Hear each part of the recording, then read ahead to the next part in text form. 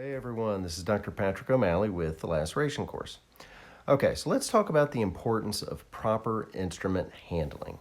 First and foremost, you never touch the suture needle with your fingers. Big no-no, all right? I'm gonna say it one more time. Never touch the needle with your fingers. You're gonna hear me say this over and over again throughout the course of these videos. So first of all, let's take a look at the suture needle. All right, you can look at it right here, and then we're going to show an image up on the screen. So we have a couple of aspects of the suture needle. You have the point, the body or the shaft, and the swage or the swaged end.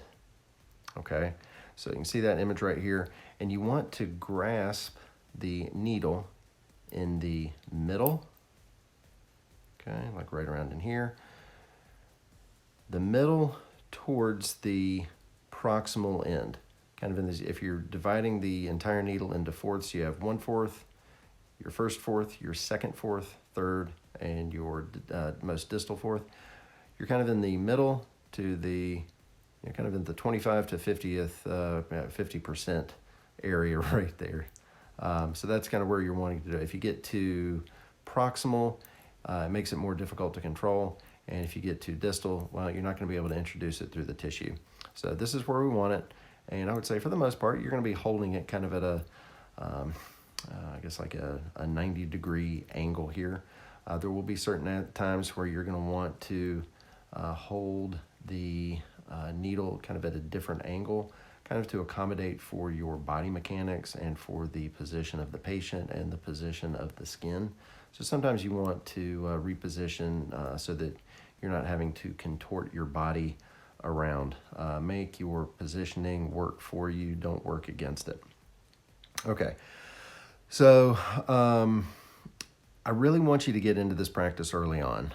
Yes, but in regards to using your forceps to help you reposition the needle, and again to avoid touching the needle with your fingers. Okay, we don't want any unnecessary needle sticks. All right, so when we're using our needle driver, what we're doing here is we're using our thumb and our ring finger in the eyes of the needle driver, okay? You don't want to use your thumb and your index or your thumb and your middle. You want to use your thumb and your ring finger. And then that frees up your index finger to go down distal on the needle driver to be able to help with fine motor control, fine manipulation for the positioning of your needle. And since the needle driver has a locking mechanism here, after you lock this in place, you can see, okay, I'm going to pick up the needle again, and I'm going to lock this. You hear that kind of lock in place?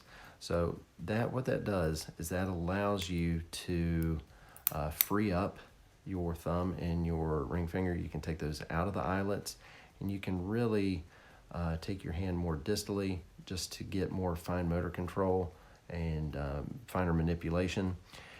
And then what you're going to be doing is you're going to use your tissue forceps to stabilize the tissue, to introduce and present the tissue to you so that you are getting better visualization. Most of the time you're going to be starting off, and whenever you are placing your needle, what you want to do is, for the most part, you're going to be starting away from you and bringing it close to you as you would kind of turn a doorknob. So what I mean by this is you're introducing your needle into the tissue, okay? Try to go at a 90-degree angle, which we'll talk about later. And then you really are just kind of turning your wrist as you would be turning a doorknob, okay? So you're going to be turning your wrist. The needle comes through, and then you can grab the needle either with your needle driver or with the tissue forceps to bring it through, okay? So this is just some basic introduction. If you've not had any exposure at all whatsoever to suturing and utilizing surgical instruments, suture instruments, this is what we're talking about right here. Now, I did mention earlier, proper holding technique of the needle, kind of at that 90-degree angle at the mid aspect of the needle. Now, you can use your forceps to hold the needle so that you can reposition, okay?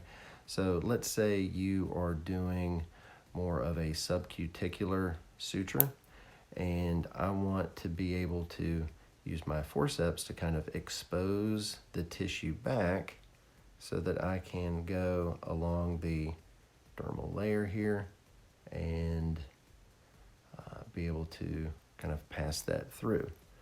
Now, okay, you can see how I'm using the proper body mechanics and just orientation of the needle so that I can go through.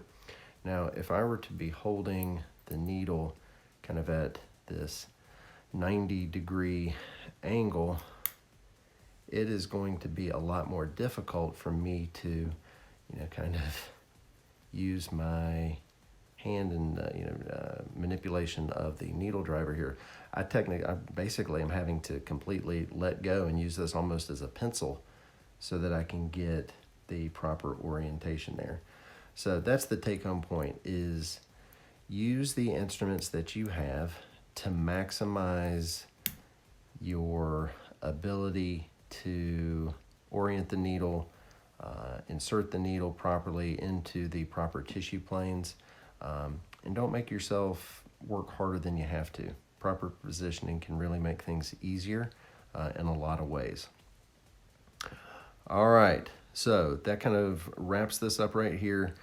Biggest take-home points: never touching the needle, and then also using your tissue forceps properly, correctly, holding them like this with your thumb on the underside, index finger on the top, and using them to manipulate the needle. Sometimes you may have to go over this side.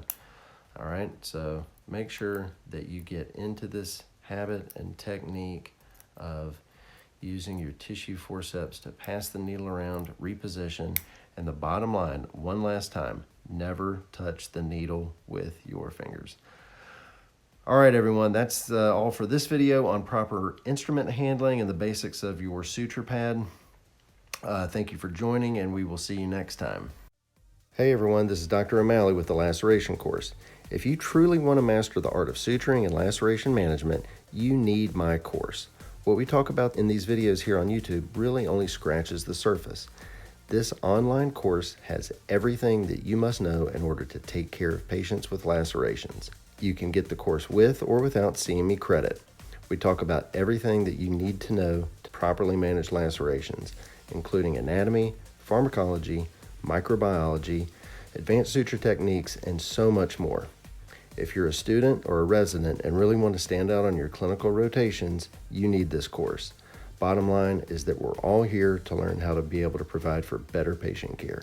For more information, go to www.thelacerationcourse.com/yoursci, where you can learn more about a 25% off discount for YourSci Practice Suture Kit customers. Don't forget to subscribe to the Laceration Course on YouTube. Follow us on Facebook, Instagram, and Twitter.